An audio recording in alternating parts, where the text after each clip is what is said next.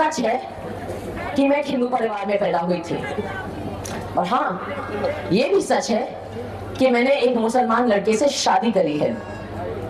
एक और सच बताना चाहती हूँ कि हुजूर पाक सल्लल्लाहु अलैहि वसल्लम के लिए इज्जत मन में होने के लिए आप किस जात में पैदा होते हो ये जरूरी नहीं होता है।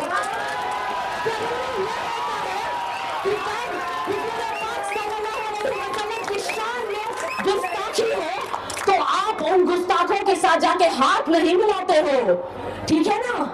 जो मेरे पति के दीन और ईमान पे बार बार सवाल उठा रहे हैं, आज इस मंच से मैं उन लोगों को पूछना चाहती हूँ कि आपका ईमान कहाँ था जब आपके दोस्त अनिल राठौर ने नितेश राणे की सभा यहाँ लगवाई थी, जहाँ पे खड़े होकर वो आपके नबी को गालियां दे सकता था।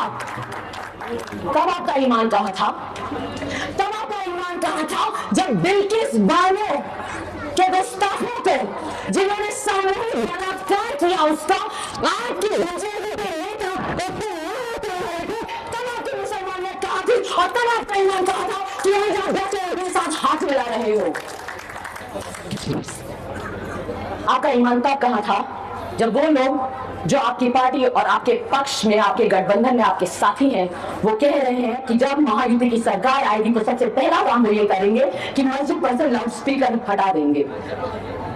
भाई इतना तो मुझे भी समझ में आ गया कि मुसलमानों के दीन और ईमान में इतनी हिम्मत है, इतना जोर है, इतनी मजबूती है कि वो लाउड स्पीकरों पे नहीं, लाउड स्पीकरों की जरूरत नहीं है उसे। नमाज पढ़ने के लिए जो अजान होते हैं वो आप सबके दिलों तक पहुंचती है, वो हमारे दिलों तक भी पहुंच जाती है। हमारे आपके जो, मुझे पता है, एक बड़ी दिलचस्प बात बताना चाहती हूँ मैं। मुझे पता है कि आप सबका ना दिल बहुत बड़ा है। कैसे पता है मुझे? मैं पहले तो कभी नहीं मिली हूँ आपसे। मुझे इसलिए पता है क्योंकि 10 साल से आप उन लोगों को बार बार माफ किए जा रहे हो जिन्होंने 10 साल से आपको सिर्फ और सिर्फ धोखा दिया है। 10 साल से आप उन्हें नवाजे जा रहे हो, सर पे बिठाए जा रहे हो, उनके झूठे वादे आप कबूल किए जा रहे हो। नवाब मलिक को सब अहंकारी कहते हैं। आपको पता है वो अहंकार क्या है? वो अहंकार आपका साथ है, वो अहंकार आपका साथ है। आज वक्त आ गया है कि चीता कैंप उस अहंकार को खत्म करे। जिन लोगों को अपने तख्त पे बिठाया है, वक्त आ गया है कि आप उन्हें तख्त से हटा दें। मैंने सुना है कि सना मलिक जी नाराज हो गई जब उन्हें कहा कि वो पापा की परी है। क्यों? आप तो बड़े गर्व के साथ कह रही थी कि अभिनेत्री का पति होने से बेहतर है कि नवाब मलिक की बेटी हूँ। अच्छी बात है, तो हो ना पापा की परी, इसे कबूल करने में क्यों शर्म आ रही है अभी आपको? आप कहती है कि आप पापा की शेरनी है। शेर कई तरह के होते हैं, कुछ शेर आदमखोर भी हो जाते हैं, है ना? उन शेरों के साथ क्या किया जाता है?